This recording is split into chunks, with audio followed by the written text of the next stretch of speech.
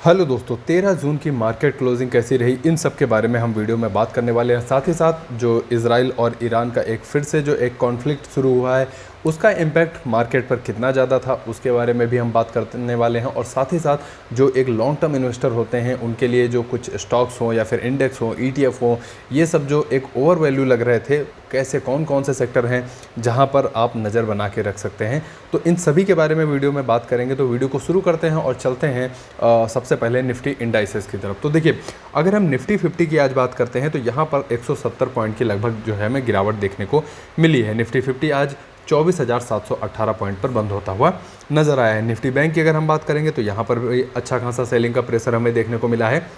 550 point जो है वो निफ्टी बैंक भी आज हमें गिरता हुआ नजर आया है। 55,527 पर निफ्टी बैंक क्लोज होता हुआ नजर आया। उसके बाद निफ्टी मिड कैप 100 की अगर हम बात करेंगे तो यहाँ पर भी आपको 213 अंकों की गिरावट देखने को मिलेगी। 58,227 पर निफ्टी मिड कैप 100 क्लोज होता हुआ नजर आया है। निफ्टी 100 की अगर हम बात करते हैं तो यहाँ पर भी 180 अंकों की गिरावट थी हमें देखने को मिली है। और निफ्टी 100 की अगर हम बात करते हैं तो 25,331 पॉइंट पर निफ्टी 100 जो है वो क्लोज होता हुआ नजर आया है। तो निफ्टी के अगर आप सभी इंडाइसेस देखेंगे तो यहाँ पर आपको एक सेलिंग का प्रेशर काफ़ी ज़्यादा देखने को मिलेगा। अब चलते हैं BSE की तरफ। अगर हम BSE के इंडाइसेस की बात करेंगे तो सबसे पहले सेंसेक्स को अगर हम देखेंगे तो यहाँ पर 573 अंकों की गिरावट हमें देखने को मिली है आज बाजार में। उसके बाद सेंसेक्स की अगर हम बात करते हैं तो 81,118 पर सेंसेक्स क्लोज होता हुआ नजर आया है। उसके बाद BSE 100 की अगर हम बात करते हैं तो लगभग 150 अंकों की यहाँ पर भी गिरावट हमें देखने को मिली है। BSE 200 की बात करते हैं तो यहाँ पर भी लगभग 60 से 77 अंकों की गिरावट हमें देखने को मिली है। अब चलते हैं NSE के सेक्टोरल इंडाइसेस की तरफ और देखेंगे कि ऐसे कौन कौन से सेक्टर थे जहां पर सेलिंग का प्रेशर हमें काफ़ी ज़्यादा देखने को मिला है। तो सबसे पहले बात करेंगे हम निफ्टी ऑटो की। अगर निफ्टी ऑटो की हम बात करते हैं तो यहां पर 84 अंकों की गिरावट हमें देखने को मिली है। हालांकि बाद में जैसे जैसे मार्केट क्लोजिंग का टाइम आया, निफ्टी IT हो या फिर निफ्टी ऑटो हो, यहाँ पर एक अच्छी रिकवरी देखने को मिली है। लेकिन फिर भी निफ्टी ऑटो की अगर हम बात करते हैं तो 84 अंकों की गिरावट के साथ 23,327 पर निफ्टी ऑटो हमें बंद होता हुआ नजर आया है। निफ्टी IT की अगर हम बात करते हैं तो यहाँ पर हल्का सा ग्रीन में, यानी 9 पॉइंट की यहाँ पर बढ़त के साथ निफ्टी IT जो है वो ग्रीन में क्लोज होता हुआ नजर आया है। 38,469 पॉइंट पर निफ्टी IT आज क्लोज हुआ है। निफ्टी PSU बैंक की अगर हम बात करते हैं तो यहाँ पर भी 82 अंकों की गिरावट हमें देखने को मिली। उसके बाद निफ्टी फार्मा की अगर हम बात करते हैं तो यहाँ पर भी 50 अंकों की गिरावट हमें देखने को मिली है।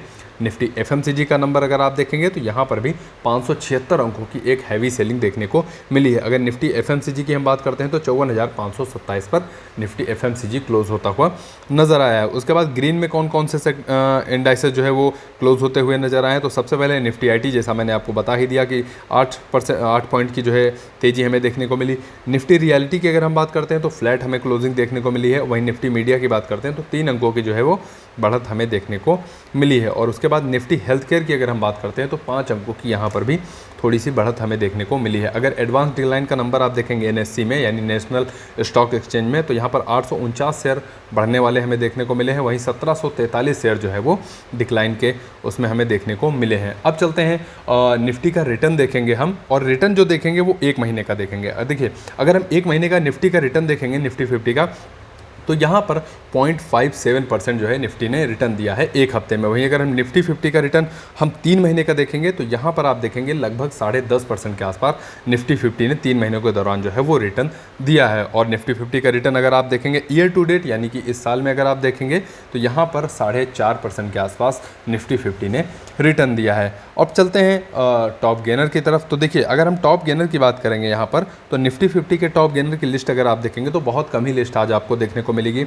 यहाँ पर BEL की अगर हम बात करते हैं तो यहाँ पर 1.5% से ज़्यादा की तेजी हमें देखने को मिली है। 394 पर BEL हमें क्लोज होता हुआ नजर आया है। उसके बाद ONGC की अगर हम बात करते हैं तो यहाँ पर 1.5% की तेजी हमें देखने को मिली है। टेक महिंद्रा की अगर हम बात कर लेते हैं तो यहाँ पर 0.89% की तेजी हमें टेक महिंद्रा में भी देखने को मिली है। TCS की अगर हम बात करते हैं तो यहाँ पर आप कह सकते हैं कि 0.33% की तेजी यहाँ पर भी देखने को मिली। विप्रो की अगर हम बात करते हैं तो लगभग 0.20% के आसपास तेज़ी हमें विप्रो में भी देखने को मिली है। उसके बाद सिप्ला की बात करते हैं तो यहाँ पर भी आप देखेंगे एक फ्लैट कह सकते हैं क्लोजिंग हमें देखने को मिली है। मारुति सुजुकी का अगर आप देखेंगे तब भी आपको देखेंगे 0.15% की तेज़ी देखने को मिली है, जो कि आप फ्लैट कह सकते हैं। तो टॉप गेनर का हमने देखा कि बहुत ज़्यादा आज आपको निफ्टी 50 के टॉप गेनर नहीं देखने को मिलेंगे। अब टॉप लूज़र की अगर हम बात करते हैं तो यहाँ पर आप देखेंगे अदानी पोर्ट्स, यहाँ पर 2.82% की यहाँ पर हमें गिरावट देखने को मिली है अदानी पोर्ट्स में।